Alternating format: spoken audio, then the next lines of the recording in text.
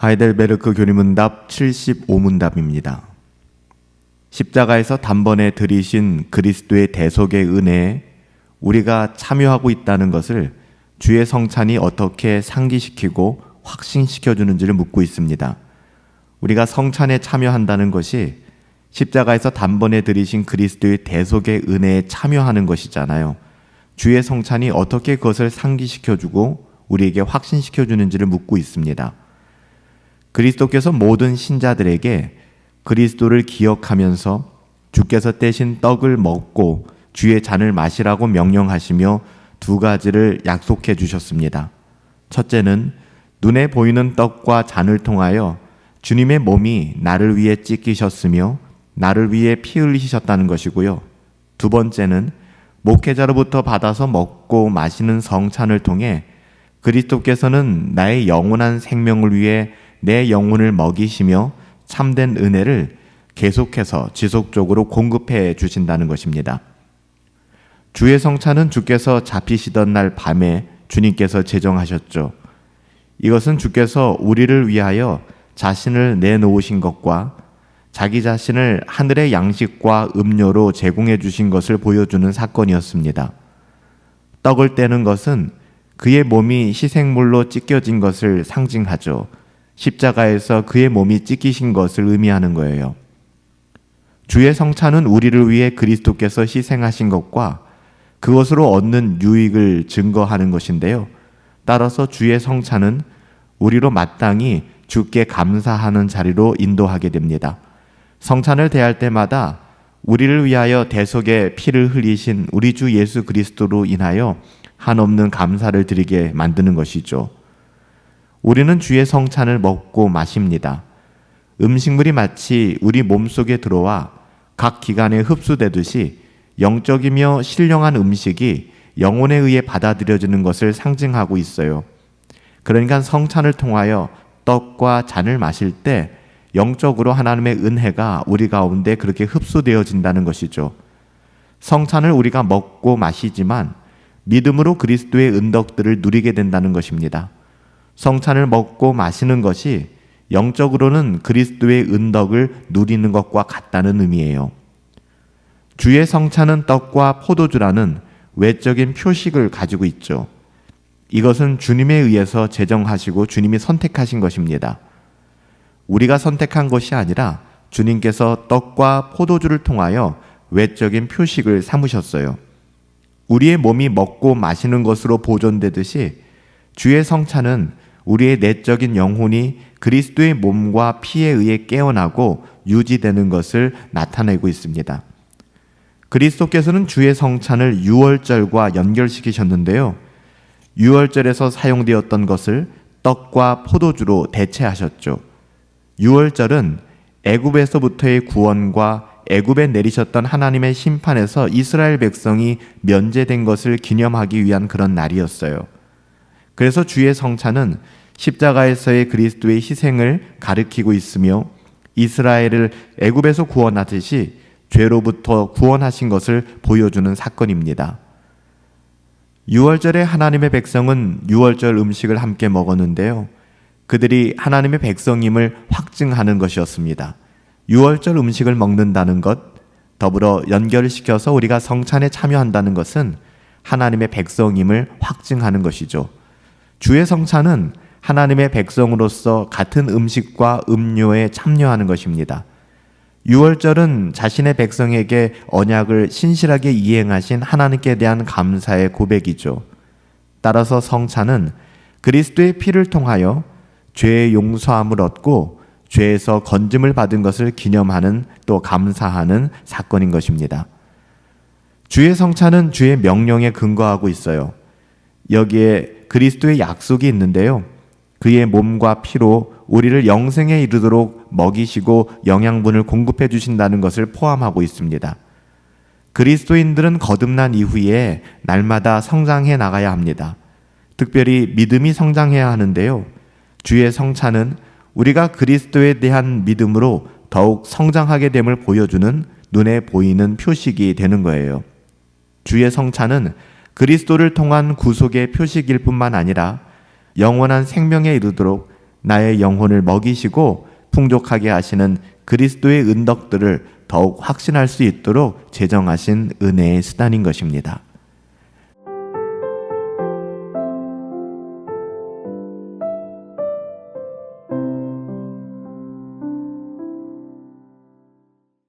십자가에 달리신 주님의 몸을 먹고 그리스도의 피를 마신다는 것이 무슨 의미입니까?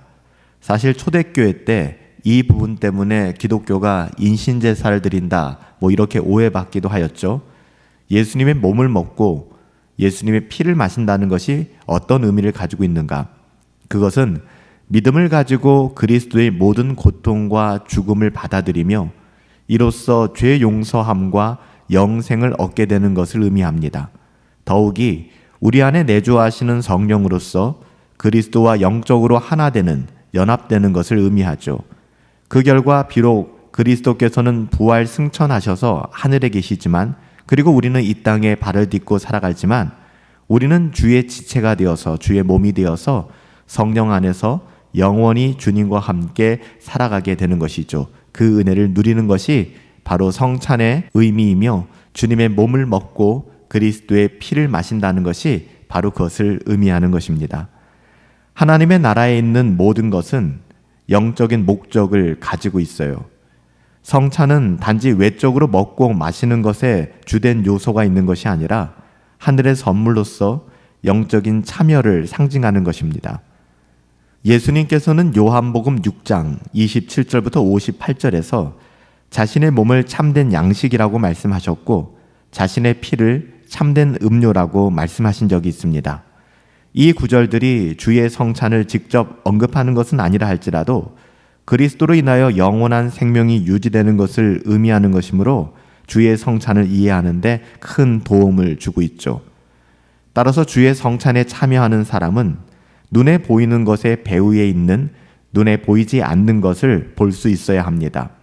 정말 경건한 마음으로 두렵고 떨림으로 우리는 성찬을 대면해야 하는 것이죠. 십자가에 못 박히신 그리스도의 몸을 먹는 것과 피를 마시는 것은 믿는 마음을 가지고, 믿음을 가지고 그 안에 있는 죄의 용서와 영원한 생명을 얻는 것을 받아들이는 것이에요. 그러니까 그리스도께서 자기 백성의 죄 용서와 구원을 위해 죽음의 고통을 받으시고 피 흘리신 것을 떡 되는 것과 포도주를 마시는 것을 통하여 확인하고 감사하게 되는 것이죠.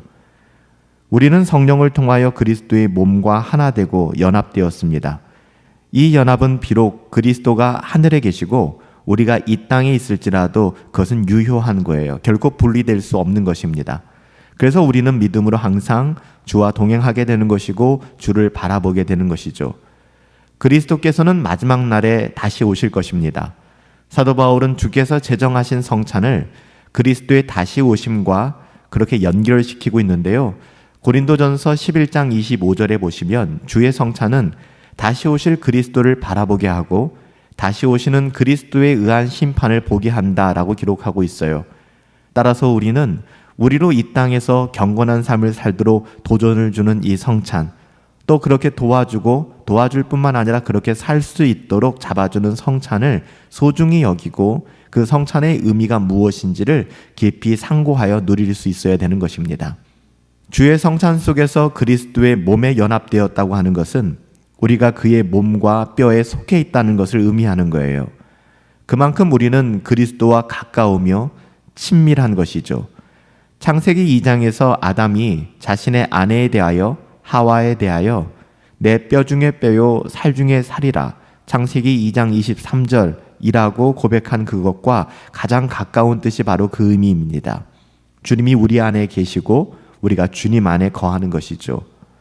이처럼 그리스도의 영적인 몸의 지체가 되어서 우리는 성도로서, 하나님의 자녀로서 그리스도와 영적인 교통을 나누며 날마다 그리스도와 동행하고 그리스도 안에서의 삶을 살아가게 되는 것입니다.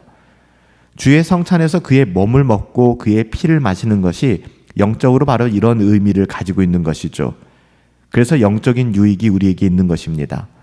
영혼이 몸과 연결되어 있잖아요.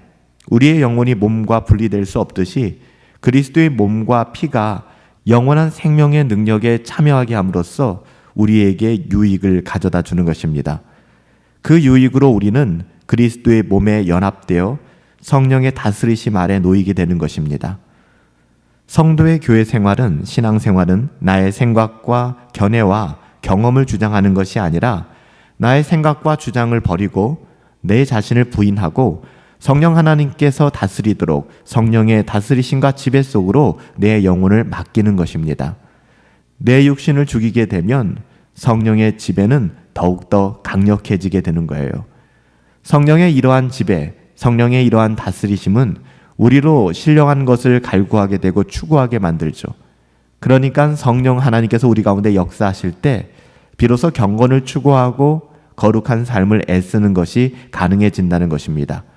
특히 하나님의 말씀을 더욱더 사모하게 만들죠. 우리가 하나님의 말씀을 사모할 수 있는 것은 성령의 도우심이 없이는 불가능한 것입니다.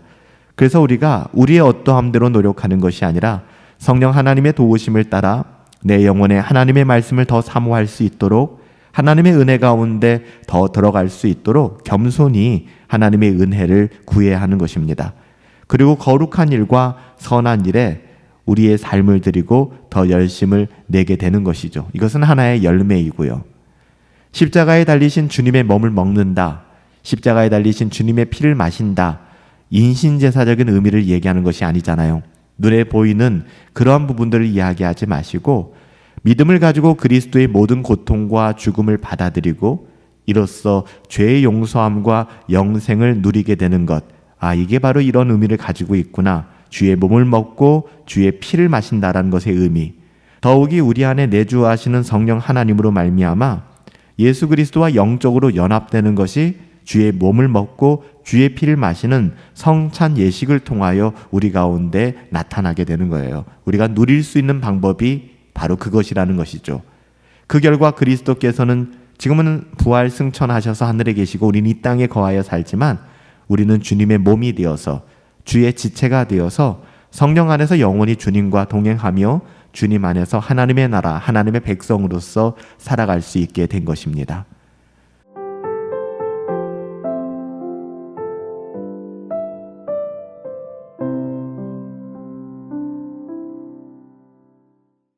하이델베르크 교리 문답 77번째 질문은 떡을 먹고 잔을 마시는 것 같이 그리스도께서 자신의 몸과 피로써 믿는 자들을 먹이시고 양육하시겠다는 것을 어떻게 약속하셨는지를 묻고 있습니다. 주의 성찬을 통하여 약속하셨죠. 내가 너희에게 전한 것은 주께 받은 것이니 곧 주 예수께서 잡히시던 밤에 떡을 가지고 축사하시고 이르시되 이것은 너희를 위하는 내 몸이니 이것을 먹고 나를 기억하라 하시고 19회 또한 그와 같이 잔을 가지고 이르시되 이 잔은 내 피로 세운 새 언약이니 이것을 마실 때마다 나를 기억하라 하셨으니 이 떡을 먹으며 이 잔을 마실 때마다 주의 죽으심을 그가 오실 때까지 전하는 것이니라. 고린도전서 11장 23절부터 26절까지의 말씀이죠. 그러니까 떡을 먹고 잔을 마시는 그런 성찬이 그리스도께서 자신의 몸과 피로써 믿는 자들을 먹이고 양육하시겠다라는 의미를 담고 있잖아요. 여기에 대한 약속이 어디에 나오죠? 고린도전서 11장 23절부터 26절에 사도 바울이 이와 같이 증언한 것이죠. 우리가 단순히 성찬을 대할 때 떡을 먹고 잔을 마시는 행위에서 그치는 것이 아니라 이것이 그리스도께서 자신의 몸과 피로써 믿는 자들을 먹이시고 양육하시며 하나님의 자녀답게 살아갈 수 있도록 은혜를 주신다는 거예요. 성찬이 은혜의 통로가 되고 은혜의 방편이 된다는 것이죠. 성찬은 우리가 정한 것이 아니라 우리 예수님께서 정하신 거예요. 그래서 우리가 성찬을 주의 성찬이다 이렇게 말하죠. 주님께서 마지막 유월절에 성찬을 제정하셨습니다.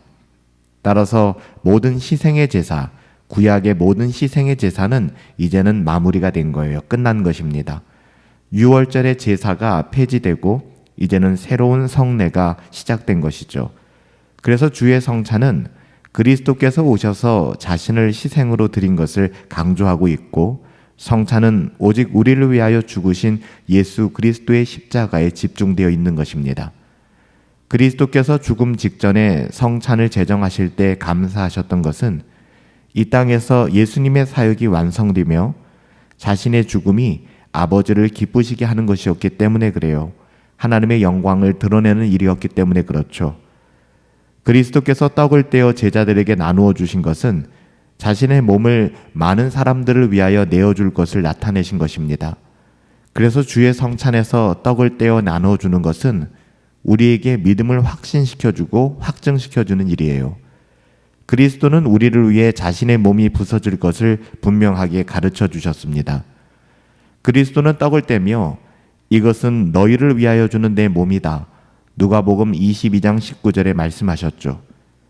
예수님께서 주의 성찬을 제정하시면서 너희를 위하여 라고 말씀하셨는데요. 이는 우리의 구원을 위한 것이다 라는 의미예요. 떡이 조각으로 부서지는 것은 우리의 영혼과 몸이 십자가에서 찢기는 것을 나타내죠. 누가복음 22장 19절에 보면 동일하게 너희가 이를 행하여 나를 기억하고 기념하라 라고 명령하신 것은 주의 성찬을 지켜야 한다라는 것을 강조하신 거예요. 이것이 중요하다는 것이죠. 또한 나를 기념하여 성찬을 시행하라고 하셨는데요.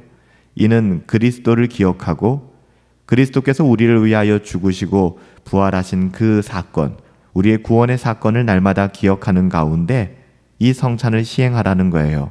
특별히 십자가에서 우리를 위하여 찢기시고 흘리신 예수님의 죽음의 보혈을 꼭 기억하라는 것이죠.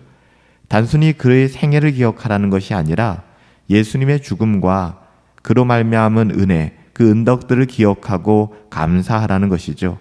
따라서 성찬에서 믿음으로 참여하는 자는 그리스도로 말미암은 은덕들을 실제로 기억하고 감사하게 되는 것입니다. 우리가 성찬을 통하여 받게 되는 잔은 그리스도의 보혈을 기억하기 위한 것이죠.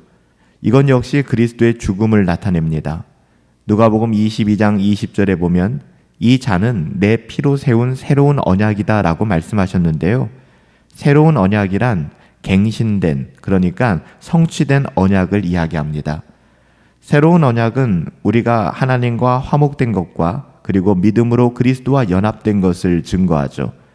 따라서 구약 유월절 제사를 준수하지 않고도 이제는 율법이 아닌 믿음으로 그리스도 안에 있는 은혜, 그 모든 은덕을 누릴 수 있게 되었다는 것입니다.